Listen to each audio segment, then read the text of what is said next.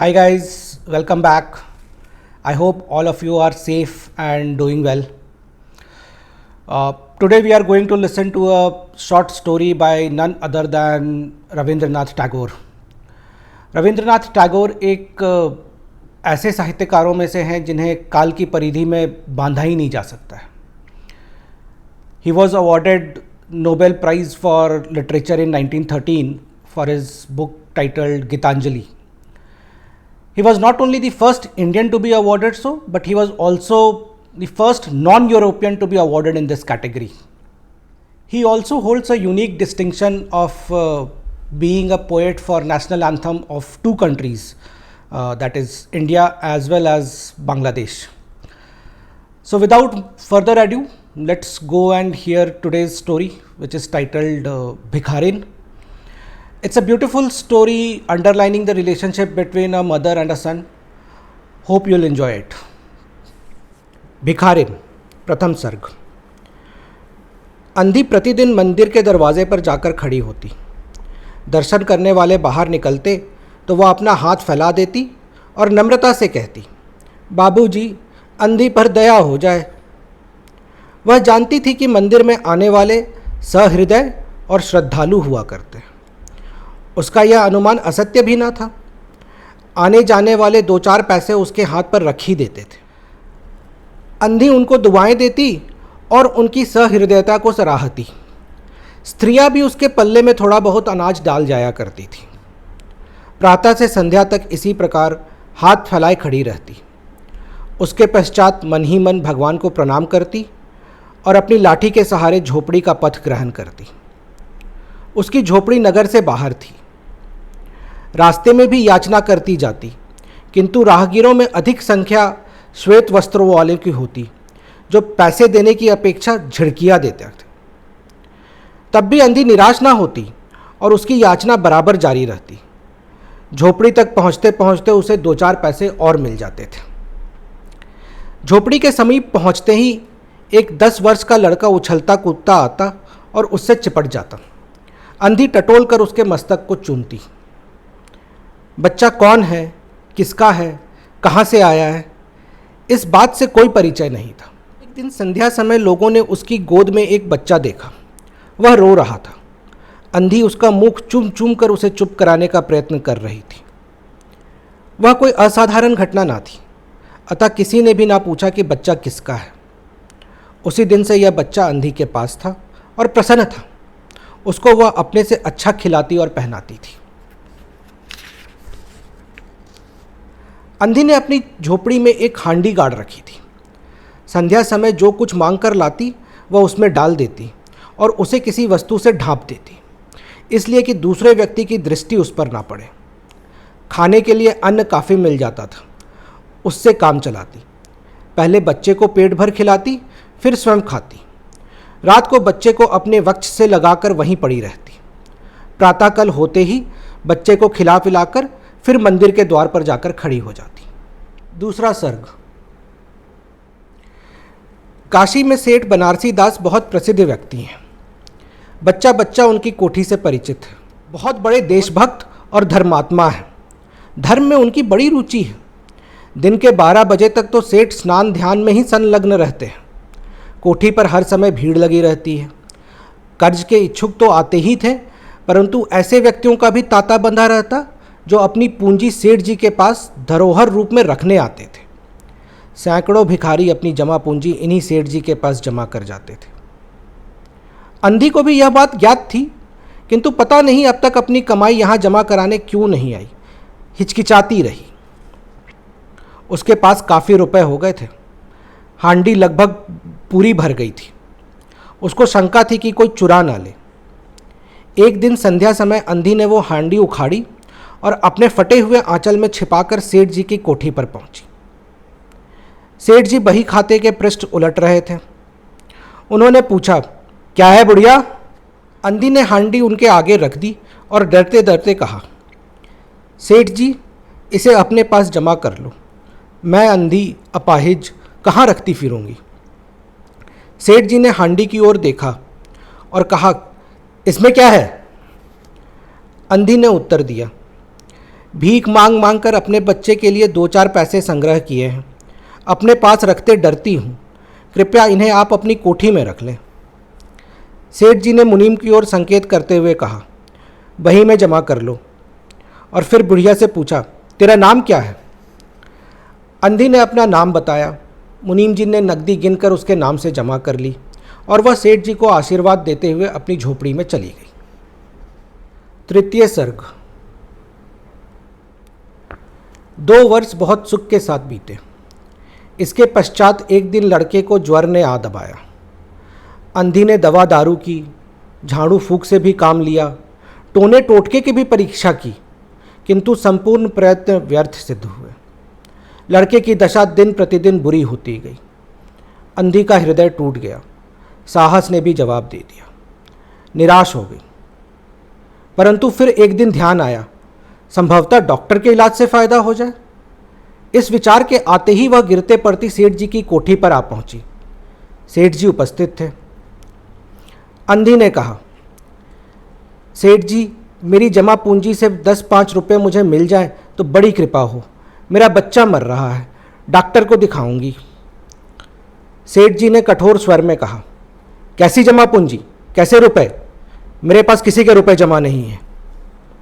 अंधी ने रोते हुए उत्तर दिया, 2 वर्ष हुए मैं आपके पास अपनी धरोहर रख गई थी, दे दीजिए, बड़ी दया होगी। सेठ जी ने मुनीम की ओर रहस्यमयी दृष्टि से देखते हुए कहा, मुनीम जी, ज़रा देखना तो, इसके नाम की कोई पूंजी जमा है क्या? तेरा नाम क्या है री? अंधी के जान में जान आई, आशा बंधी। पहला उत्तर सुनकर उसने सोचा कि सेठ बेईमान है, किंतु अब सोचने लगी संभवतः उसे ध्यान न रहा होगा। ऐसा धर्मी व्यक्ति भी भला कहीं झूठ बोल सकता है? उसने अपना नाम बता दिया। उलट पलट कर देखा गया।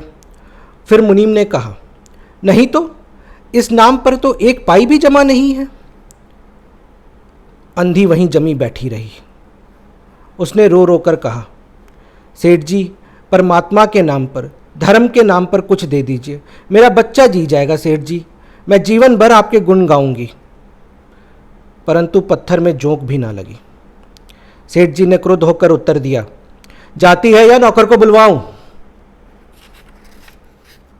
अंधी लाठी टेक कर खड़ी हो गई और सेठ जी की ओर मुंह करके बोली, अच्छा, भगवान तुम्हें बहुत दे, और अपनी झोपड़ी की ओर चल दी। यह आशीर्वाद ना था, बल्कि एक दुखी का शाप था। बच्चे की दशा बिगड़ती जागी। दवा दारू नहीं हुई तो फ़ायदा क्यों होता। एक दिन उसकी अवस्था चिंताजनक हो गई। प्राणों के लाले पड़ गए। उसके जीवन से अंधी भी निराश हो गई। सेठ जी पर रह रहकर क्रोध आता। इतना धनी व्यक्ति है, 2-4 रुपए दे देता तो क्या चला जाता। और फिर मैं कुछ दान तो मांग नहीं रही थी, अपने ही रुपए मांगने गई थी। सेठ जी से उसे घृणा हो गई। बैठे बैठे उसको कुछ ध्यान आया। उसने बच्चे को अपनी गोद में उठा लिया और ठोकरें खाती गिरती पड़ती सेठ जी के पास पहुंची और उनके द्वार पर धरना देकर बैठ गई। बच्चे का शरीर ज्वार से भभक रहा था और अंधी का कलेजा भी। एक नौकर किसी काम से बाहर आया। अंधी को बैठा देखकर उसने सेठ जी को सूचना दी और सेठ जी ने आज्ञा दी कि उसे भगा दो।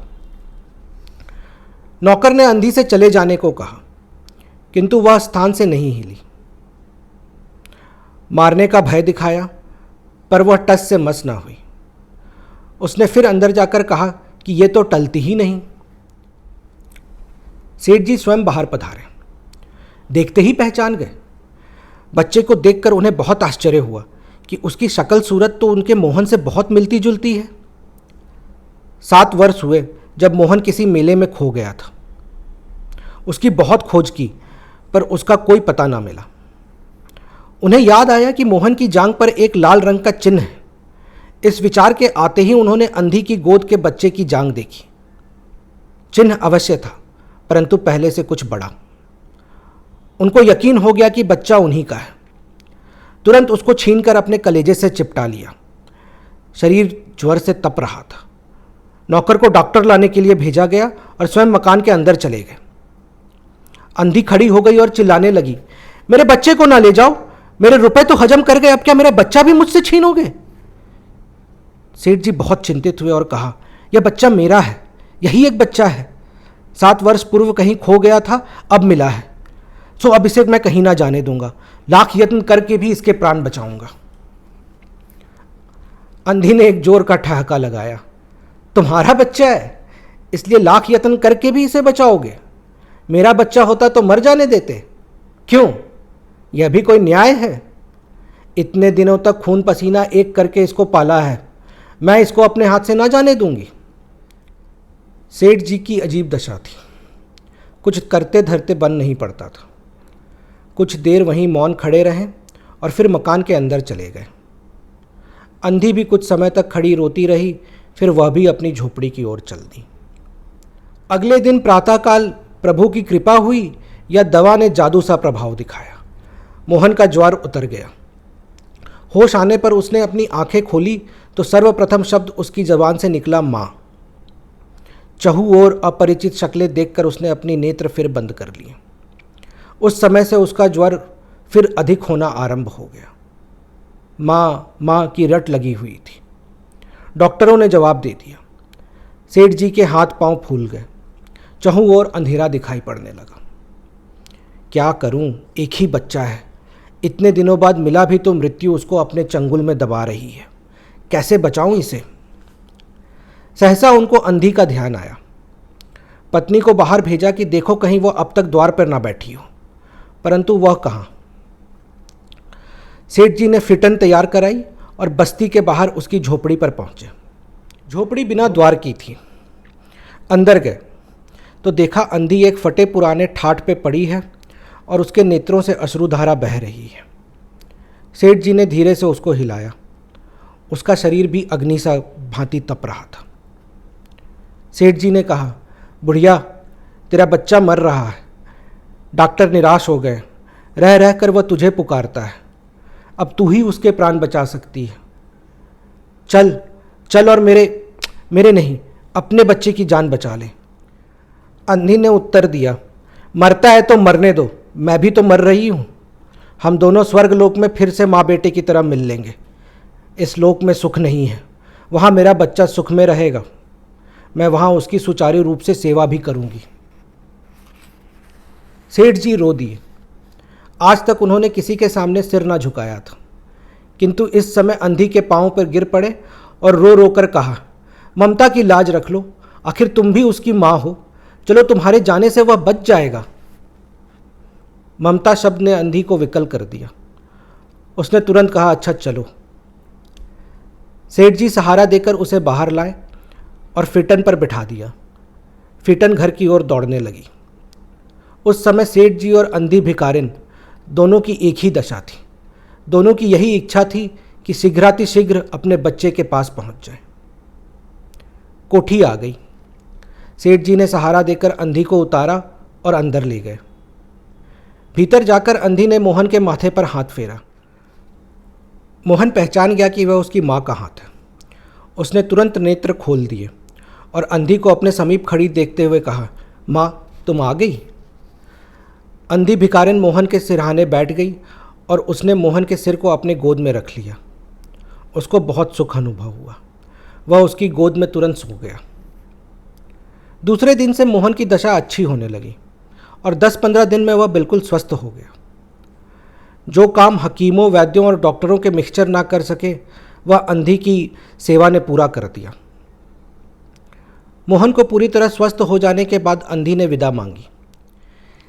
सेठ जी ने बहुत कहा कि वह उन्हीं के पास रह जाए, परंतु वह सहमत ना हुई। विवश होकर विदा करना पड़ा।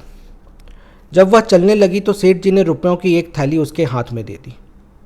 अंधी ने मालूम किया, इसमें क्या है? सेठ जी ने कहा, इसमें तुम्हारी धरोहर है, तुम्हारे रुपए, मेरा वह अपराध। अंधी ने बात को बीच में काट कर कहा, यह रुपए तो मैंने तुम्हारे मोहन के लिए संग्रह किए थे, उसी को दे देना। अंधी ने थैला वहीं छोड़ दिया और लाठी टेकती हुई वहां से चल दी। बाहर निकलकर उसने घर की ओर एक बार फिर देखा। उसकी आंखों से अश्रु बह रहे थे, किंतु वह एक भिखारिन होते हुए भी एक सेठ से महान थी। इस समय सेठ याचक था और वह दाता थी। Thank you.